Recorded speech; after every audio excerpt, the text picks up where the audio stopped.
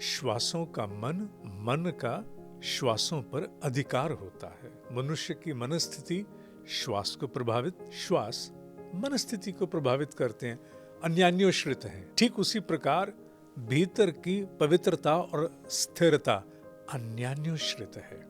अपवित्रता का संबंध मनुष्य में एक ऐसे कलुषिता का व्याप्त होना है जो उसके उद्देश्य उसको स्पष्टतः दिखने ही नहीं देते हैं। वो चाह करके भी अपने मूल उद्देश्य को स्पष्टता से देख नहीं पाता, उस पर मनन नहीं कर पाता। उसके अतिरिक्त वह अपनी आसक्तियों में इतना डूबा रहता है कि वही उसकी प्राथमिकताएं बन करके उसके मानस को घेरे रहती हैं। उसी प्रकार का चिंतन, उसी प्रकार की अवधारणाएं, उसी प्रकार की कल्पनाएं, उसी प्रकार की स्मृतियां, उसी प्रकार की कामनाएं, पूरा मानस मंडल उसी से आच्छादित रहता है। जिसे पाप और पुण्य अर्जित करने हैं या पाप क्षय और पुण्य अर्जित करने हैं, उनके लिए नहीं है। ये तो केवल आत्म उत्कर्ष के पथ पर आरूढ़ उन सभी लोगों के लिए जो भिन्न भिन्न प्रकार के उद्देश्य अपने जीवन में चरितार्थ करना चाहते। Let us not identify ourselves with any of the impact that comes as a vice, जो दोष बन करके हमारे ऊपर अपने आप को आरोपित करता है, आक्षेप बन करके आता है। वो मैं नहीं हूं। सूर्य और बादल, बादल सूर्य की पहचान नहीं है और ना ही बादल सूर्य को प्रभावित कर पाता है। आता है अपना आच्छादन लेके, कितना भी घना हो, यूरोप में भी आता है, तो क्या वो वहां के सूर्य को प्रभावित कर पाता है? कदापि नहीं। पर जिस किसी में ये तड़प जाग गई कि व्हाट एम आई डूइंग, क्यों क्यों क्यों ऐसा, मैं और क्यों नहीं सोच पा रहा, और उसके लिए तो फूल मालाओं के द्वारा उसका अभिनंदन होना चाहिए, क्योंकि उस पर इस समय ईश्वर ने प्रेरणा बन करके इस तड़प का अभिसिंचन कर दिया। हर व्यक्ति फिसलता है, मुझ समेत सभी फिसलते हैं, क्योंकि वो तो माया ने रचा है। माया के सामने मेरा कोई कद नहीं है। पर अंतर क्या है? अंतर ये है, फिसलता है तत्क्षण आभास होता है और अपने घुटने दबा के जहां जहां चोट लगी सहला के फिर खड़ा हो जाता है। दूसरा फिसलता है, फिसले ही रहना चाहता है। ये भेद है। मैं हार नहीं मानूंगा, मैं हार नहीं मानूंगी, ये कहते कहते और निद्रा को प्राप्त हो जाओ। मैं हार नहीं मानूंगा, मैं हार नहीं मानूंगी, भले ही 10 वर्ष कौरव जीतते रहें, पांडव हटेंगे नहीं। इसीलिए तुम्हारे भीतर के पांडव निद्रा को प्राप्त करते समय प्रतिदिन कहें, मैं हार नहीं मानूंगा, मैं हार नहीं मानूंगी। क्या ये तोते की तरह रटना होगा? नमस्कार। एक बेहद सुंदर चर्चा में मैं आपका स्वागत करता हूँ। आज हम प्योरिटी विद इन या भीतर कैसे शुद्धता को लाया जाए के विषय में बात करने वाले हैं। मेरे साथ गीता के बहुत ही बढ़िया जानकार, बहुत ही शानदार जानकार दिनेश कुमार जी इस वक्त मौजूद हैं। दिनेश सर, एक बार फिर मैं आपका स्वागत करता हूँ और मैं बड़ा सौभाग्यशाली हूँ, कृतज्ञता से भरा हुआ हूँ ईश्वर के प्रति, क्योंकि मुझे कई चर्चाओं में दिनेश सर के साथ बात करने का अवसर मिला और इन चर्चाओं ने मेरे अंदर बहुत सारी शुद्धता को भरा है या कम से कम अशुद्धता को देखने के लिए एक नज़रिया तो पैदा किया है। तो शुरुआत में इसी विषय पे चाहूँगा कि आपकी टिप्पणी से पहले तो भीतर की शुद्धता और अशुद्धता, इन दोनों को कैसे एक व्यक्ति समझे। भीतर की पवित्रता और अपवित्रता, जिसे आपने शुद्धता अशुद्धता के नाम से संबोधित किया, उसे अपने भीतर देखने के दृष्टिकोण भिन्न स्तरों पर भिन्न हो सकते हैं। संभव है कि कोई साधक जो चरमोत्कर्ष पर पहुंचा है, उसके लिए पवित्रता के प्रति दृष्टि सर्वथा भिन्न होगी, और सामान्य लोकाचार की दृष्टि से सामान्य जनजीवन में पवित्रता का मर्म अभिप्राय भिन्न होगा। मैं इसे अगर यूं कहूं कि पवित्रता और अपवित्रता का संबंध आंतरिक स्थिरता के साथ है, तो वो अधिक व्यवहारिक होगा। मनुष्य जितने अंशों में अपने भीतर स्थिर होता है, उसका मस्तिष्क स्थिरता से व्याप्त रहता है। इसका सीधा तात्पर्य है कि अशुद्धता जो विच्छेद बन करके, विक्षेप बन करके, डिस्टर्बेंसेस, वो उतने अंशों में कम है जितनी अस्थिरता उतनी भीतर अशुद्धता, उतनी अपवित्रता। ये सीधा संबंध है। जैसे हम साधनाओं में कहते हैं, श्वासों का मन, मन का श्वासों पर अधिकार होता है। मनुष्य की मनस्थिति श्वास को प्रभावित, श्वास मनस्थिति को प्रभावित करते हैं, अन्यान्योश्रित हैं। ठीक उसी प्रकार भीतर की पवित्रता और स्थिरता अन्यान्योश्रित है। ये इसका व्यवहारिक पक्ष है, जो सामान्य व्यक्ति की दृष्टि से पूर्ण प्रसंग रखता है। भाषाई तौर पर जैसे आपने अशुद्धता, शुद्धता को पवित्रता, अपवित्रता बताया, क्या मैं जानना भी चाह रहा हूं कि क्या मैं अपवित्रता को पाप कह सकता हूं या पापग्रस्त होने की भावना कह सकता हूं? कदापि नहीं। उसका सबसे पहले एक मर्म समझना होगा कि मनुष्य जब आत्म उत्कर्ष के पथ पर आगे बढ़ता है, इनर ग्रोथ के पथ पर, तो पूर्ण श्वेत तो होता नहीं, जिसे प्योर वाइट कहते हैं, वो नहीं होता, पर धीरे धीरे वो पूर्ण श्वेत होने के लिए अग्रसर है। अर्थात वो दीक्षित हो गया, एनरोल हो गया, उसका पंजीकरण हो गया। अब उसने जैसे ही पहला कदम उठाया तो there are 1000 shades of grey, माने काले रंग से आगे बढ़ें तो श्वेत होने के बीच में 1000 प्रकार के रंग हो सकते हैं, जिसे हम शेड कहते हैं। तो हम ये नहीं कह सकते कि उसका संबंध पूर्णतः पाप से है। पाप शब्द के भी अनेकों मर्म हैं, पर यहां केवल अगर हम पवित्रता अपवित्रता की दृष्टि से देखें, जघन्य पाप या जघन्य अपराध की श्रेणी में कदापि नहीं। सामान्य दृष्टि से अगर मनुष्य में अपवित्रता है, कलुषिता है, तो उसकी दृष्टि से उसके जीवन के महत्वपूर्ण मूल उद्देश्य सदा इतर रहेंगे। वो उसके सामने कभी प्रकट स्थिरता से नहीं हो पाएंगे। क्यों? क्योंकि प्रतिपल अपवित्रता से ग्रसित मानस अपने विषय भोग में इतना ग्रसित रहेगा कि उद्देश्य तो उसके समक्ष कभी उभर भी नहीं पाएगा। तो इसे हम पाप और पुण्य से हटा करके एक नई दृष्टि से देखने का प्रयास करते हैं, क्योंकि पाप और पुण्य का मर्म बहुत विस्तृत है। मैं उस और ले जाना ही नहीं चाहूंगा इस विषय को, अपितु मैं इसे विशुद्ध रूप से इनर ग्रोथ, इनर एवोल्यूशन माने आत्म उत्कर्ष के प्रकाश में देखना चाहूंगा। इसलिए मैं पहले तो थोड़ा सा जहाज की दिशा परिवर्तन कर दूं। तो यहां अपवित्रता का संबंध मनुष्य में एक ऐसे कलुषिता का व्याप्त होना है जो उसके उद्देश्य उसको स्पष्टतः दिखने ही नहीं देते हैं। वो चाह करके भी अपने मूल उद्देश्य को स्पष्टता से देख नहीं पाता, उस पर मनन नहीं कर पाता। उसके अतिरिक्त वह अपनी आसक्तियों में इतना डूबा रहता है कि वही उसकी प्राथमिकताएं बन करके उसके मानस को घेरे रहती हैं। उसी प्रकार का चिंतन, उसी प्रकार की अवधारणाएं, उसी प्रकार की कल्पनाएं, उसी प्रकार की स्मृतियां, उसी प्रकार की कामनाएं, पूरा मानस मंडल उसी से आच्छादित रहता है। इसमें कोई अपराध बोध नहीं है। हमें समझना है एक मीमांसा के द्वारा, एक विश्लेषण के द्वारा, कि ऐसी मनस्थिति क्यों कर अपने ही उद्देश्य से, जीवन उद्देश्य से रीति रह जाती है, चूकती रह जाती है।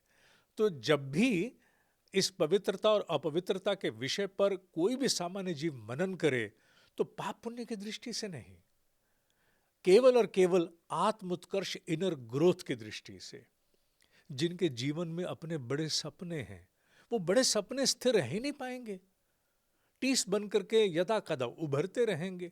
क्यों? क्योंकि जो वासना के अथवा आसक्ति के अथवा तथाकथित अपवित्रता के बादल हैं, वो अगर छाए रहेंगे तो जिस प्रकार यूरोप में कहते हैं 4-4 महीने बादल आते हैं, यूं तो उनका रविवार, जैसा मैंने सुना है कि यूरोप में जो रविवार है वो साप्ताहिक दिवस से ना होकर अपितु जिस दिन सूर्य उदय हो जाता है उस दिन हो जाता है। उस दिन सब लोग अपना सामान बांध करके और भ्रमण पर निकल पड़ते हैं। वो साप्ताहिक रविवार दिवस की प्रतीक्षा नहीं करते। उनके लिए वास्तविक the day of the sun is that Sunday जिस दिन धूप निकल आई। कुछ ऐसा ही मनस्थिति के साथ भी होता है।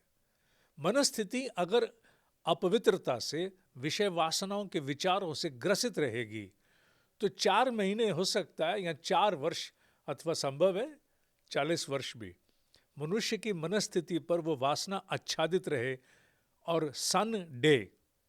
वो सन डे अवतरित ही ना हो पाए।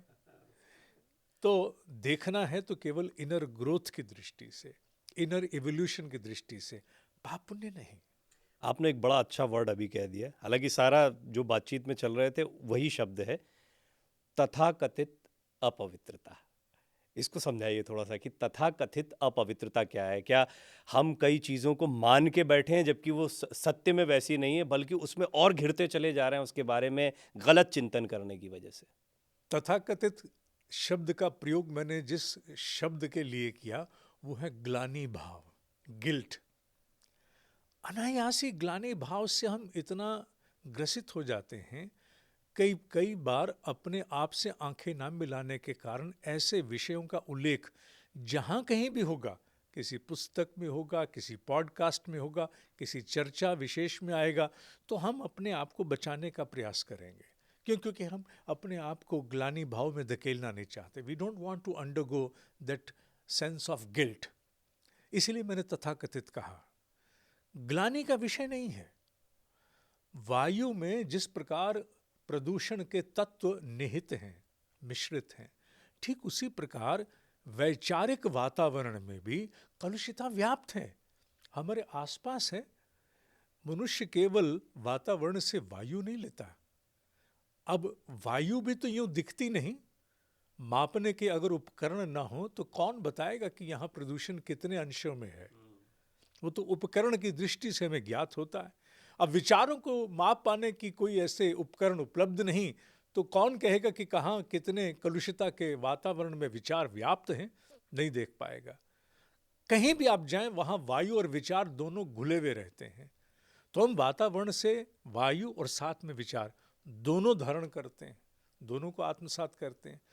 ऐसा आवश्यक नहीं है कि हम अपने आप को प्रेरित करें कि मैं अपवित्रता में, अशुद्धता में जाऊं।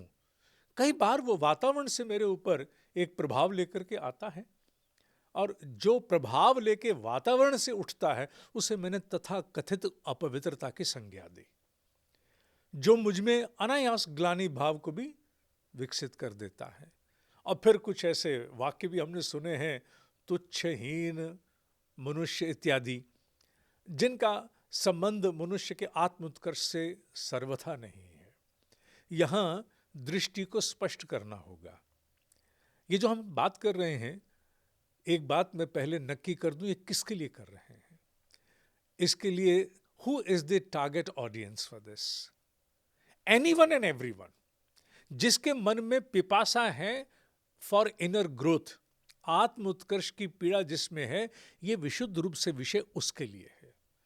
जिसे पाप और पुण्य अर्जित करने हैं, या पाप क्षय और पुण्य अर्जित करने हैं, उनके लिए नहीं है ये तो केवल आत्म उत्कर्ष के पथ पर आरूढ़ उन सभी लोगों के लिए जो भिन्न भिन्न प्रकार के उद्देश्य अपने जीवन में चरितार्थ करना चाहते हैं, जो भले व्यवसाय की दृष्टि से हो, सामाजिक दृष्टि से हो, पारिवारिक अथवा व्यक्तिगत दृष्टि से हो, उनके लिए है ये चर्चा, ये भाव।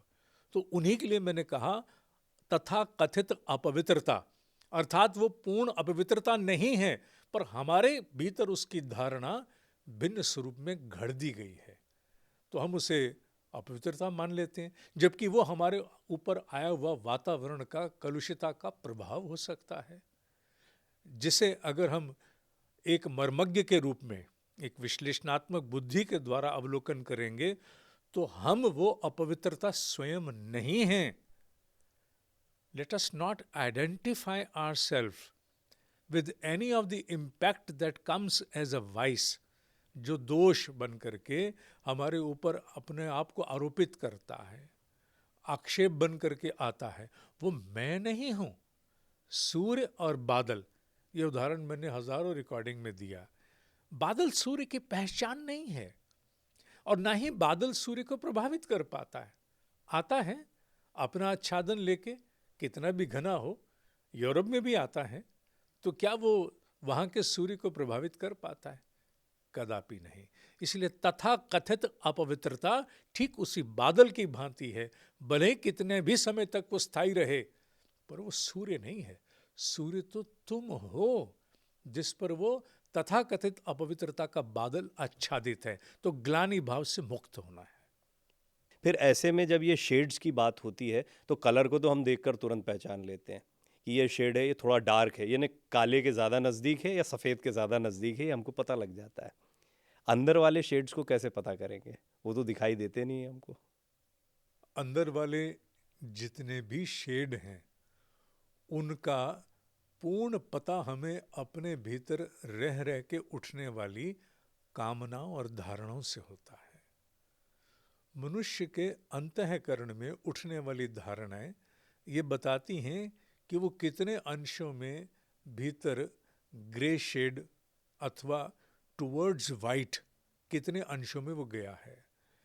जितना आप अपने जीवन के मूल उद्देश्य, the meaningful objective of your life, जितना अधिक आप उस पर विचार करते हो, मनन करते हो, तो अब मान लेना चाहिए कि there are the least trace of the grey shade.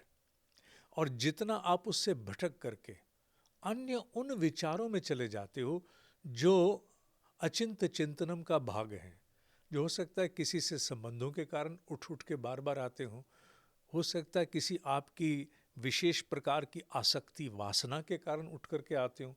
अगर वो रह रह करके उठ के आते हैं तो आप ये मान लेना कि आप में उतने अंशों में वो ग्रे शेड व्याप्त है। पर यह भी नहीं है कि ग्रे शेड ही सर्वदा व्याप्त रहे। मनुष्य में भाव बदलते भी तो रहते हैं। तो स्व मूल्यांकन इस आधार पर करना कि एक दिन में कितनी बार मुझे अपना लक्ष्य अधिक स्पष्ट दिखता रहा और कितने अंशों में, टू व्हाट प्रोपोर्शन, मैं इधर उधर के विषयों में भटका रहा। क्योंकि विषय वासना का संबंध केवल उन बातों से नहीं है जो कामनाओं से जुड़े हैं, उन भावनाओं से भी है जो लक्ष्य से भटकाती हैं। मान लीजिए इंटरपर्सनल कम्युनिकेशन के कारण इंटरपर्सनल रिलेशनशिप में आए हुए कॉन्फ्लिक्ट हैं, वो भी तो भटकाते हैं। तो उन्हें हम क्यों नहीं ग्रे शेड में मानेंगे? उन्हें भी हम अपवित्रता की श्रेणी में मानेंगे। कोई भी भाव, कोई भी मनस्थिति जो मुझे मेरे उद्देश्य से हटाती है, डिफ्लेक्ट करती है, वो ग्रे शेड है। कितने अंशों में कर पाती है एक दिन में, इस पर निर्णय होगा कि to what extent is that grey, dark और लाइट।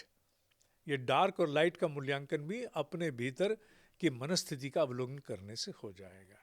जब उद्देश्य ही वासना पूर्ति हो तो? उद्देश्य वासना पूर्ति हो तो इसका सीधा सा संबंध एक ही है। वो क्या? कि अभी मेरे पास इस जीवन को जीने के लिए कोई श्रेष्ठ कारण उपलब्ध नहीं है। ये तड़पने का कारण है। अब यहाँ एक भाव आता है जिसका उल्लेख मैंने अनेकों कार्यक्रमों में भी किया। आप किसी को धार्मिक बना सकते हो, किसी को भी। आप थोड़ा सा भय दे दीजिए, थोड़ा सा प्रलोभन दे दीजिए, ये मिल जाएगा, ये हो जाएगा, आप धार्मिक बना देंगे। आप किसी को आध्यात्मिक नहीं बना सकते।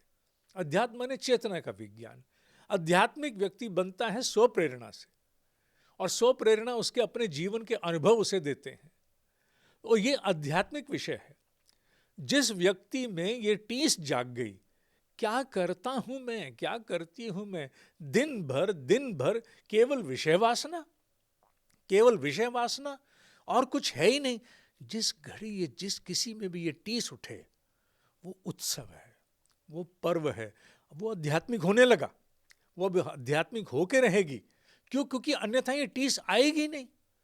जिस व्यक्ति के लिए जीवन का उद्देश्य ही विषय वासना है, वो अभी आत्म उत्कर्ष से कोसों दूर है। भले ही वो अपने पूर्व अर्जित भाग्य का भोग कर रहा हो, भाग्य का क्षय कर रहा हो, उसका विसर्जन कर रहा हो, पर निश्चित मानो कि अभी वो आध्यात्मिक नहीं हुआ, अभी वो इनर ग्रोथ के पथ पर आरूढ़ हुआ ही नहीं है। कमाई खा रहा है, धेला नहीं कमा रहा। जो पूर्व का पड़ा संचित था, उसी का क्षय कर रहा है।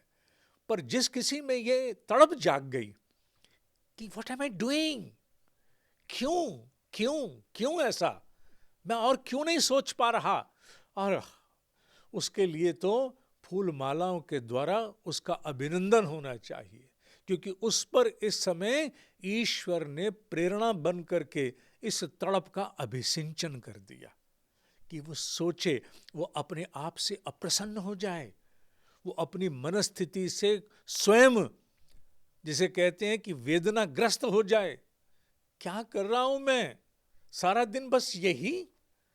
और जब तक ये नहीं होता तब तक मनुष्य आत्म उत्कर्ष के पथ पर नहीं आ पाएगा, नहीं आ पाएगा, नहीं आ पाएगा। अभी सबसे महत्वपूर्ण बात जो अभी तक की चर्चा हुई उसमें एक ही प्रश्न बार बार दिमाग में ठनक रहा है और बहुत सारे लोग इस बारे में विचार कर रहे होंगे कि ये अपवित्रता के प्रति ज्ञान जो है ये सप्रयास होगा या अप्रयास होगा, क्योंकि आपने भी कहा पूर्व सिंचित या पूर्व अर्जित जितना भी है उसी का भोग हो रहा है अभी तक। तो क्या हम कुछ सप्रयास कर सकते हैं जिससे ये तड़प जाग जाए, या ये अपने आप ही कभी जागेगी? चिंगारी जीवात्मा अपनी यात्रा के निष्कर्ष स्वरूप स्वयं उत्पन्न करती है। चिंगारी जब तक चिंगारी नहीं लगी तब तक सौ प्रयास किसी मायने में आता नहीं, तब तक आप सत्संग कह सकते हो, अर्थात ऐसे लोगों की संगति जहां ऐसी चर्चाएं होती रहती हों, वो इसका एक समाधान हो सकता है। पर अगर जहां चिंगारी लग गई है, चिंगारी लगना अर्थात ऐसी वेदना का उठना, वो तो अब एक मांग है जीव से कि अब वो अपने आत्म उत्कर्ष के लिए, इनर ग्रोथ के लिए अब वो प्रयास आरंभ करे, अब उसे असफल चेष्टाओं के पथ पर आ ही जाना चाहिए। तो जिस किसी में भी ये चिंगारी लग गई, जो उसके ही अपनी जीवात्मा की यात्रा का निष्कर्ष होगा, परिणाम होगा, उसे अब नहीं रुकना चाहिए। वो अब चाहे तो अपनी आत्म उत्कर्ष की प्रगति को कई गुणा जिसे कहते हैं एक्सपोनेंशियल ग्रोथ, उस और ले जा सकता है, और चाहे तो कछुए की भांति रेंगते हुए भी आत्म उत्कर्ष के पथ पर रह सकता है। अब now it is the choice before the timeless arjuna. अभी तो कालहीन अर्जुन की अपनी चॉइस है कि वो इसे गति देना चाहता है या चाहता है कि फिर कभी टीस उठेगी मैं मुंह पलट लूंगा, फिर टीस उठेगी बाईं तरफ मुंह कर लूंगा, देखेंगे। अर्थात वो भी रुकना नहीं चाहता, पर जो रुक गया उसने गांडीव उठा लिया, अब वो तो संग्राम में विजयी होकर के रहेगा। तो 100 प्रयास क्या है? ऐसी टीस पर रुकना, समय देना, उसको नर्चर करना, उसके लिए चेष्टाएं करना, मार्ग खोजना और भटकना भटकना भटकना। एक उदाहरण दीजिए इसका, कैसे हम चाहे व्यावसायिक जीवन में हो, चाहे पारिवारिक जीवन में हो, चाहे छात्र जीवन में हो, या कोई एक उदाहरण जिससे हम इस बात को और थोड़ा गंभीरता से समझ जाएं कि अब गांडीव उठाने का समय आ गया है। उद्देश्य निर्धारित हो जाए किसी परिवेश में भी, आपने छात्र, व्यावसायिक इत्यादि नाम लिए, कोई भी जब उद्देश्य निर्धारित हो जाए और भीतर रह रह करके खिन्नता का भाव, अपने प्रति अप्रसन्नता का भाव उठने लगे, तो वो गांडीव उठाने का समय है। कहीं ये ना हो कि गांडीव ना उठे और उसके स्थान पर कोई और विकल्प उठ जाए जहां हम दोष बाहर खोजना आरंभ कर दें। बाहर नहीं खोजेंगे तो यहां खोजना आरंभ कर दें। अगर हम अपने दोष यहां खोज रहे हैं अथवा बाहर हम खोज रहे हैं, तो इसका तात्पर्य कि हम गांडीव की ओर नहीं, हम कहीं और जाने का प्रयास कर रहे हैं, अर्थात हम अपने मार्ग से फिर भटक रहे हैं। उद्देश्य जिन्हें स्पष्टता दिखता हो, खिन्नता रह रहकर उठती रहती हो, ऐसे व्यक्तियों के लिए ये शंखनाद है, अब गांडीव उठाना है। हाँ, पर सावधान, गांडीव उठाना है, कमर सीधी करके आत्म अवलोकन करना है, ना कि इधर उधर दोष खोजने चल निकलना है, क्योंकि कहीं कोई समाधान नहीं मिलने वाला। जिस किसी के मन में भी यह भ्रम कहीं से भी घर कर गया कि मेरी समस्याओं के समाधान मुझसे कहीं बाहर भिन्न हैं, निश्चित जानो कि वो अभी बहलाया जाएगा प्रकृति के द्वारा। उसे प्रकृति बहलाएगी, पर अंततगत्वा प्रकृति भी उसे वहीं छोड़ के जाएगी जहां उसका यत पिंडे तत ब्रह्मांडे है।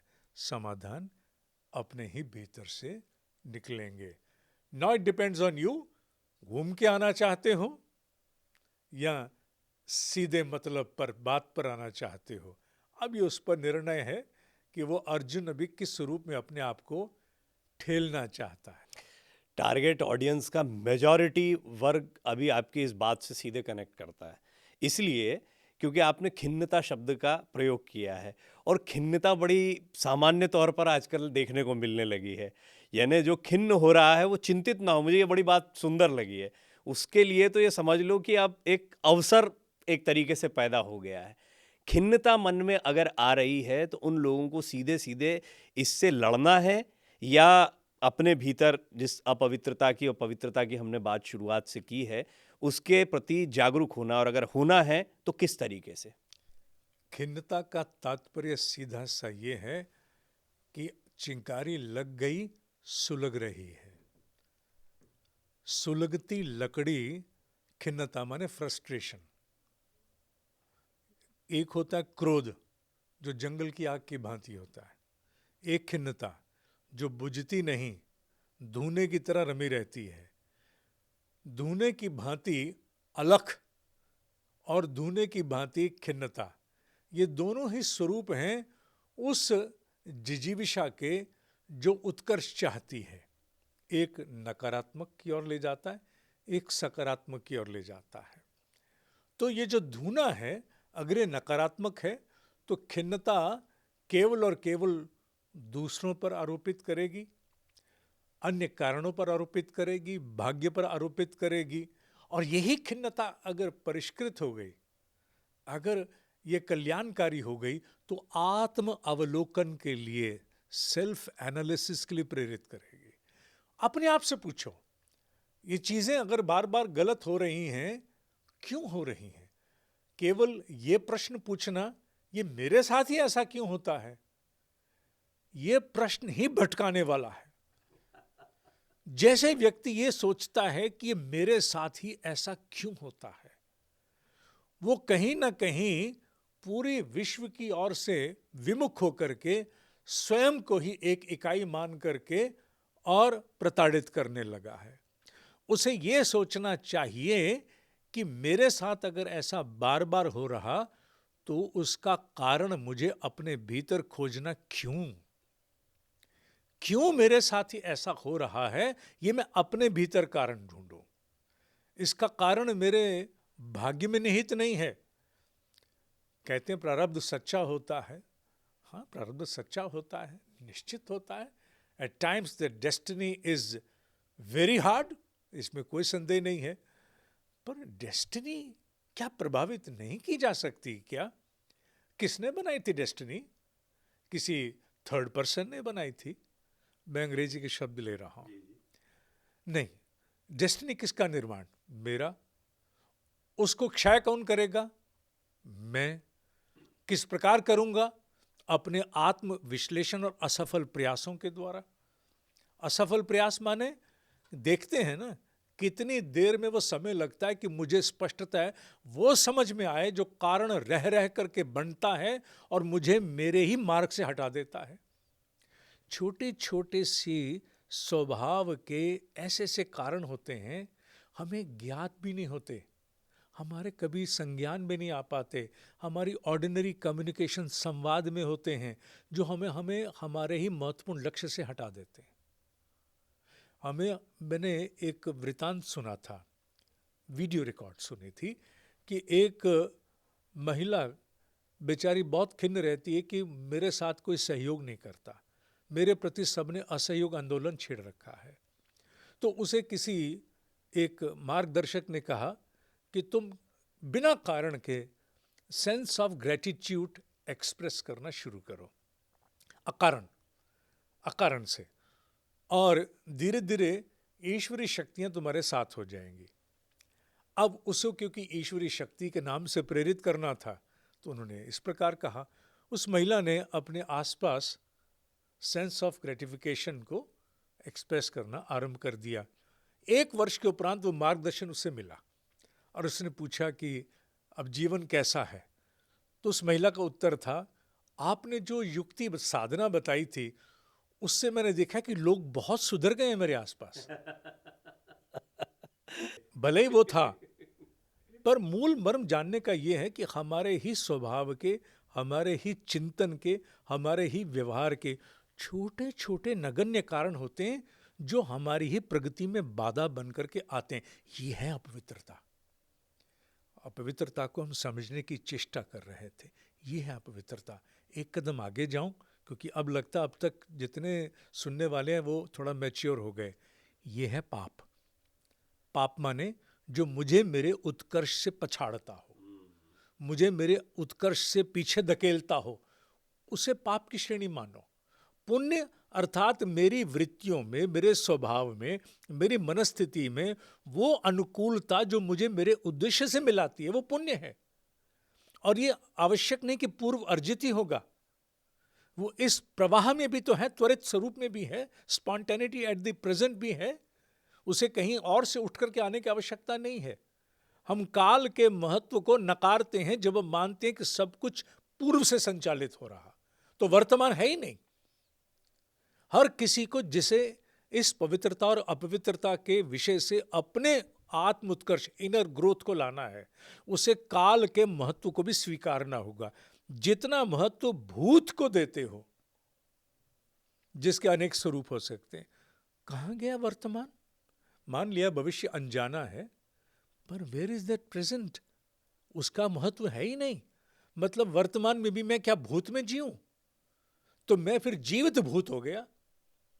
तो जीवित भूत वो है जो केवल अतीत में ही जी रहा, अतीत के प्रभावों के अंतर्गत जी रहा, अतीत पर ही दोषारोपण घड़ रहा।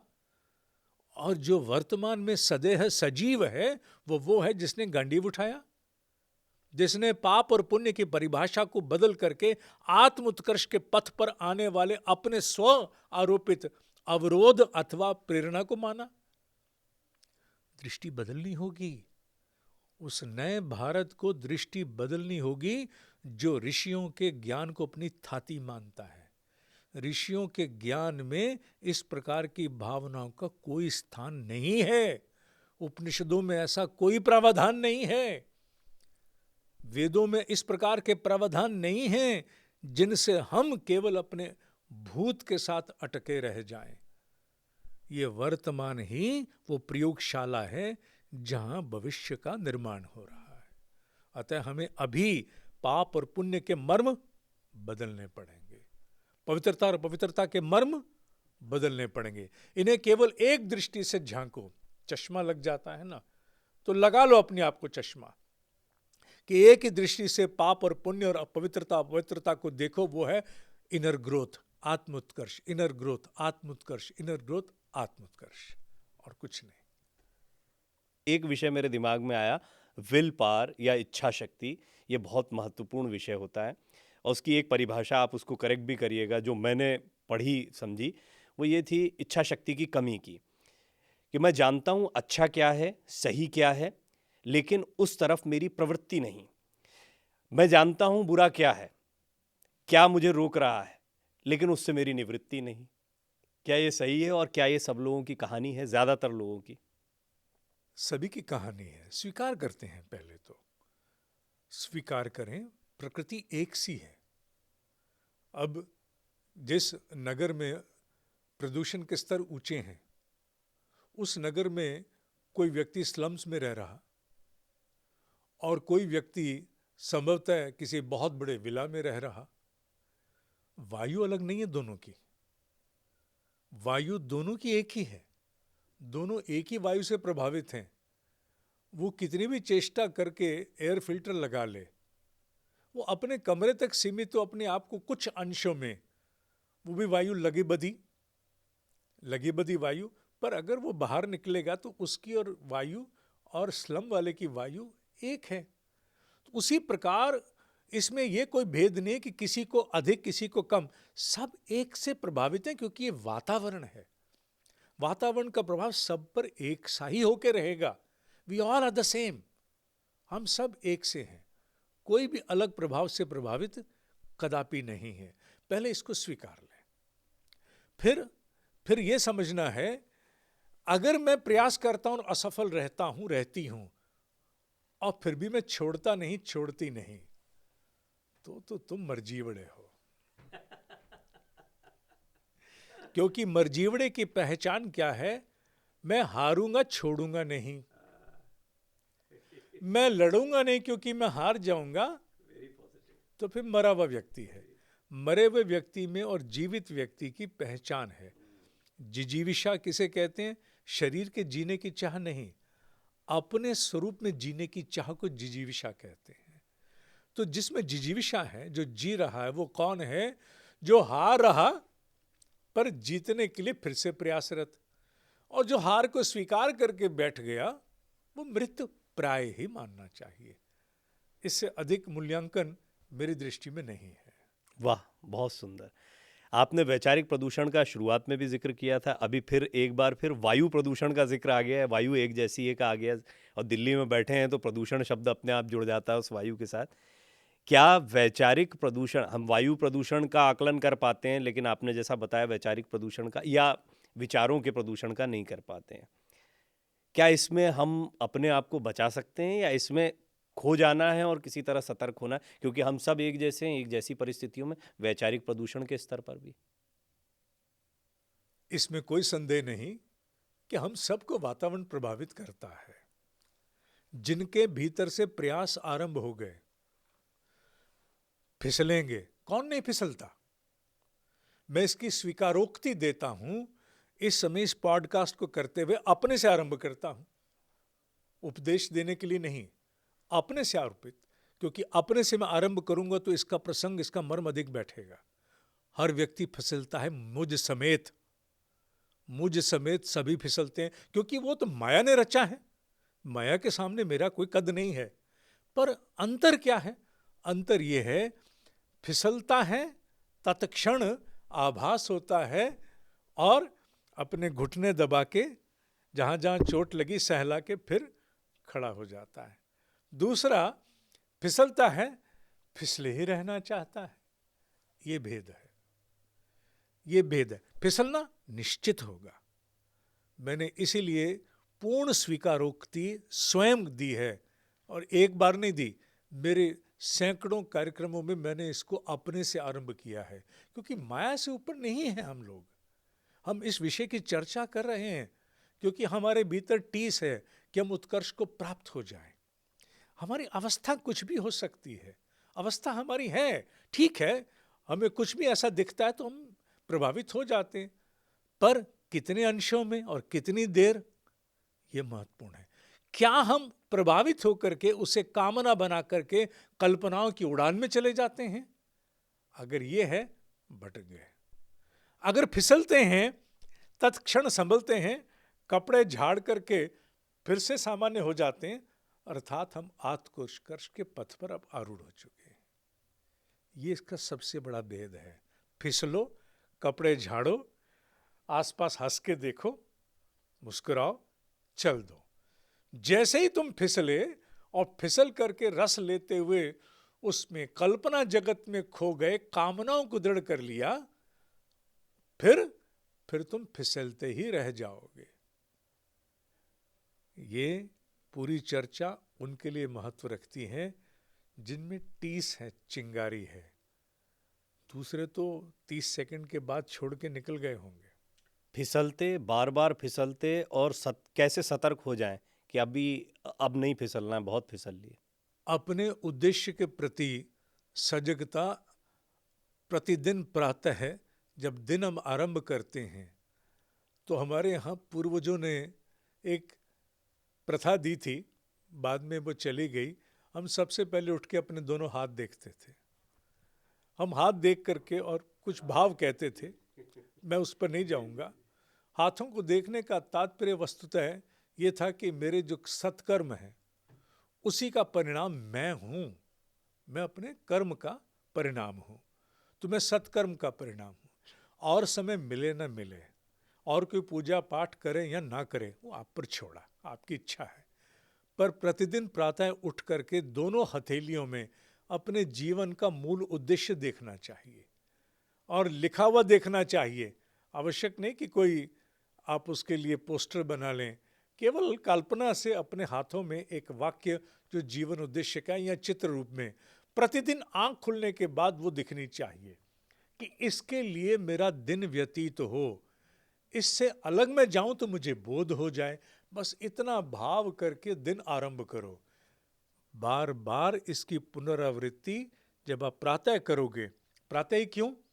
क्योंकि प्रातः है that stupid idiot interrupting conscious brain is at the present dormant, सोया हुआ होता है। उस समय वो इतना अभी जागा नहीं होता है। उस समय जो भी भाव लोगे वो गहराई में जाएगा। दिन में तो वो जजमेंटल हो जाएगा, वो आसक्त होना आरंभ हो जाएगा, वो बड़ा क्रिटिकल अप्रेजल वाला हो जाएगा। फिर उसको कुछ समझाओगे तो हाँ ठीक है ठीक है ठीक है करके वो आगे बढ़ जाएगा।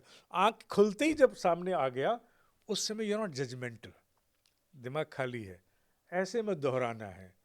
तो ये भी तो स्टुपिडिटी है, हाँ, पर ये सोची समझी स्टुपिडिटी है। सोची समझी मूर्खताएं बड़े बड़े परिणाम लेके आती हैं।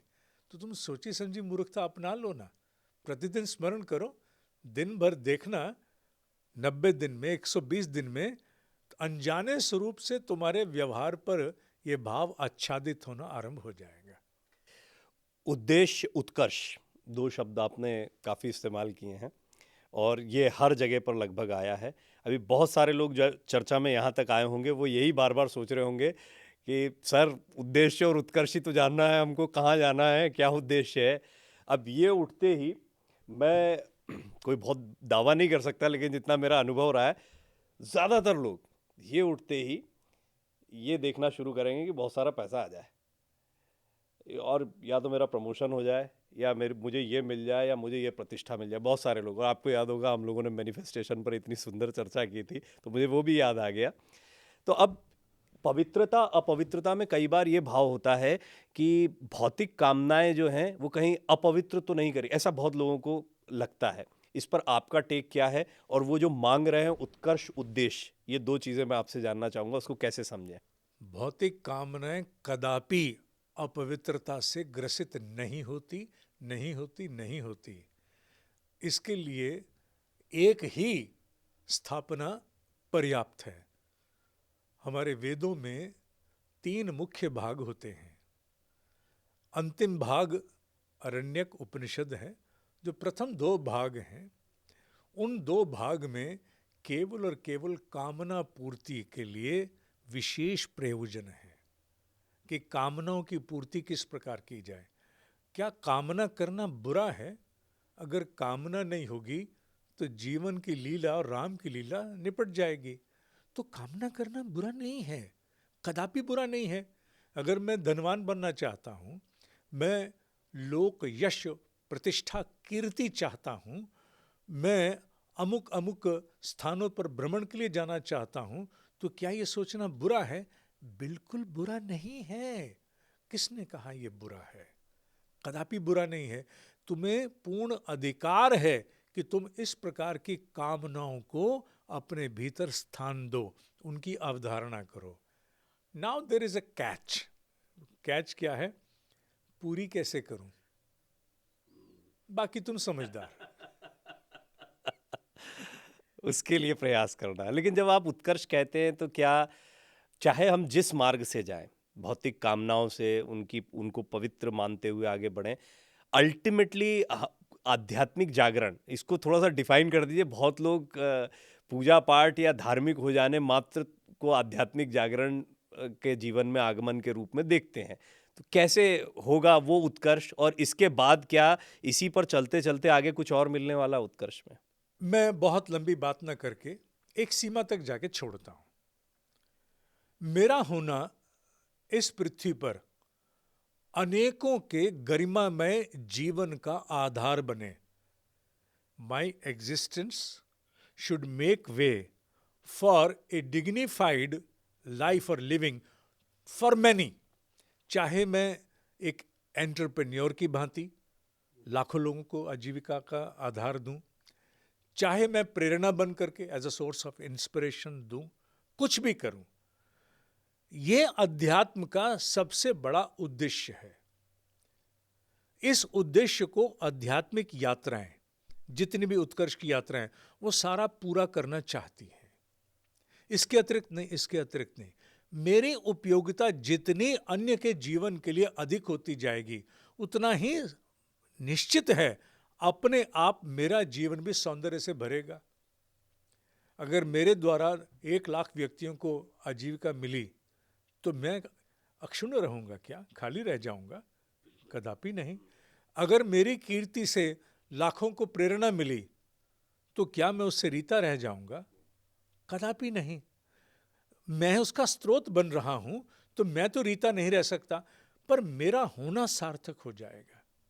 अन्यथा अपनी कामना पूर्ति, केवल अपनी व्यक्तिगत स्तर की कामना पूर्ति केवल करते हुए जाना तो एक परिष्कृत पशु की भांति है। कि एक पशु है who has a scope of more choices to be given to itself। परिष्कृत पशु और पूर्ण नर का भेद उसके जीवन का उद्देश्य बनाता है। परिष्कृत पशु वो है जिसकी चॉइसेस केवल मैं और मेरे तक सीमित है, इससे अधिक दुनिया मरती मर जाए। नर कौन है? नर वो है जिसमें उसका नर तत्व उसे नारायण बनाता है। नारायण क्या बनाता है? कि मेरे होने से अनेकों अन्य के लिए भी कल्याण बने।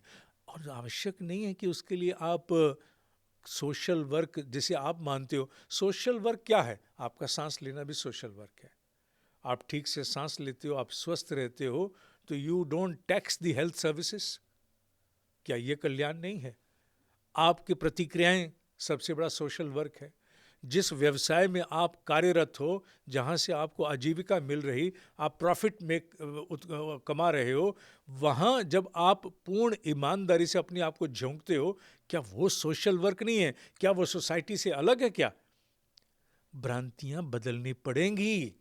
जिसे हम सोशल वर्क मानते हैं वो हम समझते हैं कि मूल व्यवसाय से अलग जाकर के जब हम कुछ काम करेंगे वो सोशल वर्क होगा। अरे वो तो यदा कदा होगा। हो सकता है महीने में एक अवसर ना मिले, साल ना मिले, पर जिस सोशल वर्क में प्रतिपल सांस ले रहे हो उसका क्या? उसके विषय में सोचो। This is social work. Any professional life is the foremost social work. Are you not serving the society? बल्कि you are serving the society with all specificity. पूरी जिसे कहा जाए सूक्ष्मता के साथ तुम केंद्रित होकर के समाज की सेवा में व्यवसाय के माध्यम। व्यवसाय क्या बना? माध्यम। क्या है व्यवसाय? माध्यम। व्यवसाय माध्यम से अधिक नहीं है। व्यवसाय माध्यम बना। तुम सेवा तो समाज की ही कर रहे हो। ये भाव जागृत नहीं होंगे तब तक मनुष्य जो कर रहा उसमें प्रसन्न नहीं रहेगा। किसी अवकाश की प्रतीक्षा करेगा। जब मिलेगा अवसर, एक विशेष अवकाश, तब करेंगे। हो चुका। फिर जब आप बोल रहे थे तो मेरे मन में एक ही सवाल आ रहा था कि कामना वासना अलग अलग चीज़ें हैं भी, और कई बार लोग इसको मिक्स भी कर देते हैं। फाइन लाइन डिफरेंस भी होता है, उसको कैसे पहचानें? कामना तो उद्देश्य की भी होती है। वासना शब्द का तात्पर्य है कि उससे उद्देश्य पूरा नहीं होता, जीवन का महत्वपूर्ण, द मीनिंगफुल ऑब्जेक्टिव। जो जीवन का महत्वपूर्ण मीनिंगफुल ऑब्जेक्टिव है, हिंदी इंग्लिश मिक्स किया जिससे मर्म ज्यादा जाए, वो जब पूरा होता है तो वहां वासना का स्थान नहीं है। वासना केवल अपने आप को पूरा करती है, जिसे हम विशेष रूप से इंद्रिय सुख कहते हैं। उससे केवल इंद्रियों की तुष्टि होती है, आत्म तृप्ति नहीं हो सकती। तुष्टि और तृप्ति। तुष्टि इंद्रियों का विषय है, सेंसरी ऑर्गन्स का। अच्छा खाया तो ये तुष्टि हुई। हम कहते यही है, खाने के बाद भी तृप्ति हो गई। पर तृप्ति का तात्पर्य है धन्य हो जाना। क्या हम रसगुल्ला खा के धन्य होते हैं? धन्य नहीं होते। हमारा होना चरितार्थ नहीं होता। हम रसगुल्ला खाते हैं, हम तुष्टि होती है, उस समय के लिए हमें अच्छा लगता है, संतोष होता है। तो तुष्टि और तृप्ति का भेद है। तुष्टि वासना का विषय है, एक समय पर हुई फिर से वैसे ही आएगी, उससे किसी अन्य का कोई लेना देना, कोई संबंध उस स्वरूप में नहीं है।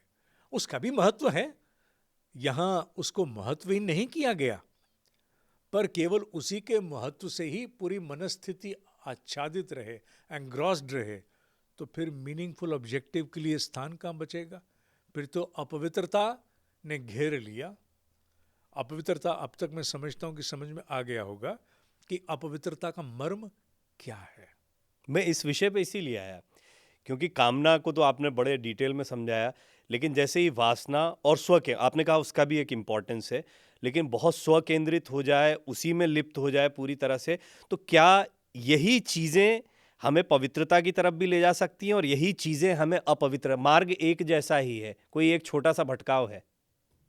सदा सर्वदा एक तथ्य को ध्यान में रखना, और वो सदा सर्वदा एक तथ्य ध्यान में ये रखना, समुद्र मंथन एक ही हुआ था। असुर और देव एक ही समुद्र मंथन की प्रक्रिया का एक निष्कर्ष कहें, परिणाम कहें, पात्र कहें, सभी कहा। ये दोनों के दोनों वहीं उपस्थित थे, समकक्ष थे। तो जब ये समकक्ष हैं समुद्र मंथन में, तो बंदूक एक ही है, सैनिक के भी, आक्रांता के भी हाथ में। वो बंदूक चाहे दृष्टिकोण की हो, धारणा की हो, क्षमताओं की हो, वो तो कॉमन है। केवल यही नहीं, सभी स्थानों पर एक ही बात है। गीता इस अपवित्रता पवित्रता को कैसे समझाती है? अब आप विषय से आगे जा रहे हो, जो आपके अगले पॉडकास्ट का विषय बन सकता है। लेकिन मैं चाहूंगा कि उसका टीजर यहाँ पर दे दिया जाए। अच्छा, गीता इसका किस प्रकार से मर्म बनती है, मैं 2 शब्दों में पूर्ण करूंगा, व्याख्या नहीं दूंगा। गीता 2 बातों पर केंद्रित है। समूचे अध्याय 2 बातों का निष्कर्ष प्राप्त करना चाहते हैं। अभ्यासेन वैराग्येन, अभ्यास और वैराग्य। अभ्यास और वैराग्य ही आत्म उत्कर्ष के पथ पर, पूर्ण पवित्रता के पथ पर एक युक्ति है, एक मार्ग है। इसके अतिरिक्त और कोई है भी नहीं। क्या, कैसे, ये तो भविष्य की चर्चा का विषय बनेगा। लेकिन फिर भी अभ्यास की जब बात आ ही गई है, तो एक मन में प्रश्न ये था, भी पहले से भी तय था कि मैं आपसे ज़रूर पूछूंगा। आज का ज़माना ऐसा है कि वो युक्ति में बहुत भरोसा रखते हैं। अभी तक आपको जिसने भी सुना होगा वो यही एक्सपेक्ट कर रहे होंगे कि दिनेश सर अब कोई युक्ति भी बताएंगे, कोई अभ्यास भी बताएंगे कि हम ये कर सकते हैं। इस अभ्यास को आपने एक जैसे हाथ वाली बात कही, बहुत छोटे छोटे कई अभ्यास होते हैं कि हमारे जीवन में पवित्रता अपवित्रता का आकलन हो, सतर्कता हो, उद्देश्य और उत्कर्ष की तरफ बढ़ना हो, इन सब के लिए कोई अभ्यास या कुछ अभ्यास जो नियमित हमको करने चाहिए। एक अभ्यास तो प्रातः उठते ही बता दिया गया। ये 2 संधि बड़ी महत्वपूर्ण है। निद्रा से उठते समय, निद्रा को प्राप्त होते समय। बिस्तर पर पड़ना नहीं है, निद्रा को प्राप्त होना है। अपने आप को ये समझा दो कि मुझे बिस्तर पर पड़ना नहीं है, मुझे निद्रा को प्राप्त होना है। निद्रा को प्राप्त होने का अर्थ ये है कि मैं किसी महत्वपूर्ण प्रक्रिया में अब प्रवेश करने लगा हूं। हम सामान्यतः बिस्तर पर पढ़ते हैं। यह पढ़ना जब प्राप्त होने में बदल जाएगा तो वो निर्माण की बहुत बड़ी प्रयोगशाला बन जाएगी। अगर समझ सके मेरी बात को, तो निद्रा को प्राप्त होते समय भी अपने आप को केवल एक ही बात कहनी है। वो क्या? मैं हार नहीं मानूंगा, मैं हार नहीं मानूंगी। ये कहते कहते और निद्रा को प्राप्त हो जाओ। मैं हार नहीं मानूंगा, मैं हार नहीं मानूंगी। भले ही 10 वर्ष कौरव जीतते रहें, पांडव हटेंगे नहीं। इसीलिए तुम्हारे भीतर के पांडव निद्रा को प्राप्त करते समय प्रतिदिन कहें, मैं हार नहीं मानूंगा, मैं हार नहीं मानूंगी। क्या ये तोते की तरह रटना होगा? हाँ, करके तो देखो। देखते हैं तोता कितने मनुष्यत्व को प्राप्त होता है। अगर हम अपनी अपवित्रता को स्वीकार ही नहीं कर पा रहे हैं या हम ये मानते ही नहीं हैं, हम इसके प्रति जागृत ही नहीं हैं, मान लीजिए ये विषय रख भी दिया हमने, लेकिन बहुत सारे लोग हैं जो इसको ऐसे कनेक्ट नहीं करेंगे कि मैं हूँ ही नहीं अपवित्र, मैं कुछ गलत कर ही नहीं रहा हूँ, उसको पता ही नहीं है, उनका क्या होगा? उसका कारण है, उसका कारण ये है क्योंकि ये विषय ऐसे हैं जो केवल समझाने से नहीं समझाए जा सकते। हम लोगों को अपने रंग से रंगना चाहते हैं, नहीं रंग सकते, ना रंगना चाहिए। ये चिंगारियां जीवन की यात्रा, जीवात्मा की यात्रा के अनुभव देते हैं। ये चिंगारियां जीवन की यात्रा के अनुभव देते हैं। जिनमें ये चिंगारी लग गई, ये उनके लिए है।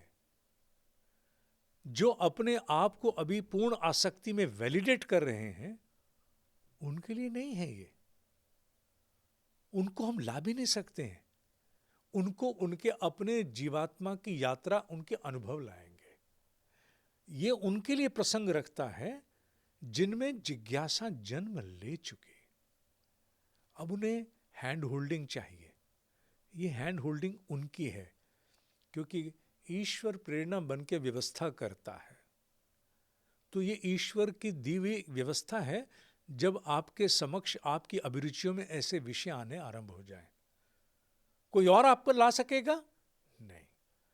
और तो आपको मर्यादित करने के लिए भय के माध्यम से एनफोर्स कर सकता है, पर वो आपको भीतर से प्रेरित, परिवर्तित नहीं कर सकता। मिडिल ईस्ट में रहते हैं, जितने वर्ष रहेंगे एक घूंट नहीं पिएंगे, और फ्लाइट पकड़ने के बाद 5 साल के बाद फ्लाइट पकड़ेंगे तो सबसे पहले वो 5 साल का छूटा अभ्यास चाहिए। क्यों? क्योंकि भीतर से परिवर्तित नहीं हुए थे। आपने जो बातें अभी तक कही, कोई भी पवित्रता अपवित्रता के बारे में जब भी विचार करता है तो एक मेरे मन में बार बार आ रहा था कि सामाजिक रूप से तुलनात्मक अध्ययन बड़ा होता है, हम आदर्श भी स्थापित कर लेते हैं। हमारे जीवन में पवित्रता अपवित्रता के मायने किसी एक व्यक्तित्व को देख के, वो देखिए बड़ा पवित्र है, वो देखिए बड़ा अपवित्र है, इसी तरह से हम आकलन करते हैं। इस आकलन को आप कितना सही मानते हैं और ये आदर्श या तुलनात्मक अध्ययन ये कितना आवश्यक है या अनावश्यक है? तुलनात्मक स्वरूप अनेक अंश में मनुष्य के लिए प्रेरणा तो बनता है, निस्संदेह, पर पवित्रता और अपवित्रता को देखकर तुलना केवल अपने आप से अपने भीतर करनी चाहिए। बाहर खुली आंखों को कितना दिख रहा, इसकी बहुत सीमाएं हैं। मंच पर बाबा बैठा, अब बाबा में क्या चल रहा दिख रहा है क्या तुम्हें? नहीं दिख रहा। मान लो मैं ही बाबा हूं, मेरे खोपड़ी में क्या चल रहा ये पूरी तरह से स्पष्टता तुम्हारे सामने नहीं है। इसलिए अगर तुलना करनी है ना बेटा, तो तुलना अपने आप से करो, अपने स्वचिंतन स्व मनन से करो, बाहर से नहीं। बाहर से किसी भी प्रकार से ओढ़ लोगे तो क्या होगा? हो सकता है तुम केवल प्रतीति से प्रभावित हो जाओ। Someone is pretentious enough to impress you. किसी की प्रतीति ने तुम्हें प्रभावित कर दिया। मेरी बात ही लो, मेरी प्रतीति ने तुम्हें प्रभावित कर दिया, ठीक है। तुम प्रभावित होकर के मुझे एक मापदंड तुमने बना लिया कि मुझे इस प्रकार से बनना है, और तुम नहीं बन पाए तो क्या होगा? हतोत्साहित, डिस्करेज हो जाओगे। इसलिए मुझे मत बनाओ मानक, मुझे मापदंड मत बनाओ। जो बेंचमार्किंग करनी है वो अपने अंदर अपने साथ करो, क्योंकि तुम्हारा आत्म उत्कर्ष तुम्हारे भीतर के अंतर संग्राम का विषय है, बाहर का नहीं। बाहर से देवताओं को ओढ़ो मत, तुम स्वयं देवता हो, तुम्हें क्या आवश्यकता है बाहर से लेने की? एक प्रेरक से अधिक की भूमिका का निर्वाह मैं नहीं करूंगा। तो इसलिए मैं चाहूंगा कि तुम मापदंड अपना स्वयं निर्धारित करो, अपने भीतर स्व मूल्यांकन करो, और उसी आधार से ये जांचो कि मुझे और अधिक इसमें उत्कर्ष चाहिए, उसके प्रति और वेदना मुझ में जागनी चाहिए। बाहर कई बार हम भटक जाते हैं। बाहर जब हम लोग उस प्रकार के स्तर को प्राप्त नहीं कर पाते तो हम हतोत्साहित हो जाते हैं। ये नहीं करना बेटा। महाभारत का एक पात्र था जिसका उल्लेख आज मैं केवल संकेत में करूंगा। जिसका कार्य केवल एक ही था, कौरवों में प्रवेश करके उनको हतोत्साहित करना। तुमसे ना होगा, तुम ना कर पाओगे, वो बहुत शक्तिशाली है, वो बहुत पराक्रमी है, वो सर्वसमर्थ हैं, तुम ना कर पाओगे, तुमसे ना होगा। वो उनकी शक्तियों का वास कर रहा था। तुम भी क्यों बाहर देख रहे हो, क्यों ऐसा सुन रहे हो? क्या तुम्हारे भीतर स्व मूल्यांकन की निष्पक्ष दृष्टि नहीं है क्या? नहीं बेटा, बाहर नहीं, भीतर देखो। वाह, ये एक पक्ष हो गया। बिल्कुल इसी सवाल का दूसरा पक्ष, एक तो प्रभावित नहीं होना, अपने भीतर जाकर स्व मूल्यांकन करना है। ईर्ष्या भी तो है। कई लोगों को देखकर हम जो है मन में स्वाभाविक रूप से लगता है कि हम वहाँ नहीं जा पाए या वो आगे निकल गए। क्या ये अपवित्रता धारण कर रहे हैं? अपवित्रता की परिभाषा निर्धारित हो चुकी। जो मुझे मेरे उद्देश्य से भटकाए वो अपवित्रता है। पहली बात तो ये, आवश्यक नहीं है कि केवल अपवित्रता का अर्थ कामुकता है, अपवित्रता का अर्थ केवल द्वेष है, अपवित्रता का अभिप्राय केवल विघटन है। नहीं, कुछ भी जो मुझे मेरे मूल जीवन उद्देश्य से भटका रहा है वो अपवित्रता है। तो चाहे उसके प्रकाश में कुछ भी आए, उसे वैसे ही देखना, बस दृष्टि बदल लेना। आज से अपवित्रता और पवित्रता तुम्हारे लिए भिन्न स्वरूप लेके प्रतिष्ठित हो जानी चाहिए। 5 इंद्रियां हैं हमारे पास, 5 इंद्रियों से ही हम संसार का पूरा भोग कर रहे हैं। ये मैं जब ऐसा बोलता हूँ ना तो मुझे बड़ी लज्जा भी आती है कि आपके सामने ये सब बोल रहा हूँ, लेकिन मोटा मोटा जितना सुना है ज्ञान और जो समझ में आता है वो ये कि हम पूरी दुनिया जो है या किसी की भी कहानी जितने लोग सुन रहे हैं, हम इन्हीं 5 इंद्रियों से इस दुनिया को जान समझ रहे हैं।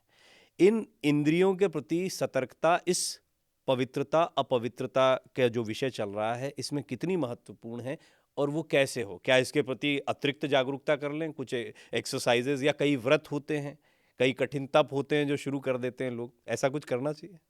अभी उस सब के लिए मैं नहीं कहूंगा। मैं कहूंगा कि जीवन के चल रहे वर्तमान प्रवाह में आत्म विश्लेषण और आत्म मूल्यांकन, सेल्फ एनालिसिस, मुझे इससे ऊपर कोई साधना आज तक नहीं दिखी। और मैं अधिकारी हूं इसलिए बात करने का क्योंकि मैंने अन्य साधनाएं भी की हुई हैं। पर मेरा मानना है जिसमें सतत आत्म अवलोकन है, सेल्फ एनालिसिस, वो 1000 व्रत से ऊपर है। क्योंकि ये अपने आप में एक व्रत है कि मैं प्रतिदिन आत्म अवलोकन निष्पक्ष रूप से करूंगा। इससे बड़ा और कोई अनुष्ठान नहीं हो सकता। मैं इसे निष्कर्ष स्वरूप कह सकता हूं। क्योंकि ये विषय बहुत बड़ा है और इसके उपसंहार या निष्कर्ष पर तो पहुंचना एक पॉडकास्ट में संभव नहीं है। फिर भी चलते चलते एक अंतिम प्रश्न मैं आपसे इस पॉडकास्ट में कर रहा हूं, लेकिन ये विषय निश्चित ही आगे भी मैं आपसे जानना चाहूँगा कई चीज़ें। मैं पूजा पाठ करता हूँ तो मैं पवित्र हूँ, ये बहुत एक सामान्य सोच है। पूजा पाठी जो आध्यात्मिक हैं और जो मंदिर में पूजा अर्चना कर या किसी भी धर्म मजहब के मानने वाले हैं, वो अपनी अपनी उपासना पद्धति से तो वो पवित्रता की तरफ बढ़ रहे हैं। ये सोच कितनी सही है? फिर बाकी का जीवन चलता जा रहा है, हालांकि आपने डेफिनेशन निर्धारित कर दी है और वो सबके लिए है। क्या ऐसा करने से कुछ फर्क पड़ता है पवित्रता अपवित्रता पर, या हम ऐसा गुमान पाल सकते हैं कि हाँ हम पवित्र हैं? वैसे तो इसका विस्तार में उत्तर अगले एपिसोड में मुझसे लेना। बहुत ही सुंदर चर्चा ये रही है, हालांकि ये चर्चा का समापन नहीं है बिल्कुल, लेकिन सबसे महत्वपूर्ण बात जो आज की इस चर्चा में हुई है वो ये कि फ्रस्ट्रेशन भी हमारे लिए बहुत सकारात्मक हो सकती है अगर हम सतर्क हैं। वो खिन्नता एक तरीके से एक अलार्म हो सकती है हमारे लिए, जो हमें सचमुच में ईश्वरीय एक तरीके से कृपा से मिली हो, ये मान सकते हैं। इन विषयों को और गहराई से समझेंगे। आपने इस विषय को उठाया, एक तो अपने आप में एक अछूता सा विषय है, इसके बारे में हम बहुत विचार नहीं कर पाते, लेकिन जब मैं आपसे आज बात कर रहा था तो मैं अपने भीतर का आकलन भी कर रहा था। मुझे पूरी उम्मीद है कि जितने दर्शकों ने इसको सुना, यहाँ भी जो साथी हैं उनमें से जो जो इस चर्चा के साथ जुड़े होंगे वो भी भीतर से अपना आकलन कर पाए होंगे। सादर प्रणाम, और अगली चर्चा का मुझे बेसब्री से इंतज़ार रहेगा। बहुत बहुत धन्यवाद आप सभी दर्शकों का। अपने सुझाव, अपने कमेंट्स और अपने प्रश्न, क्योंकि देखिए मैं अपनी जिज्ञासाएं तो यहाँ पर रख देता हूँ, लेकिन मैं जानता हूँ कि कई बार न्याय नहीं हो पाता है। आप लोगों के कई सारे प्रश्न होते हैं, आपको लगता है कि मैंने ये प्रश्न क्यों नहीं पूछा, तो वो प्रश्न अवश्य लिखें। निश्चित तौर पर आगामी बातचीत में उन प्रश्नों को भी हम ज़रूर लेंगे। बहुत बहुत धन्यवाद।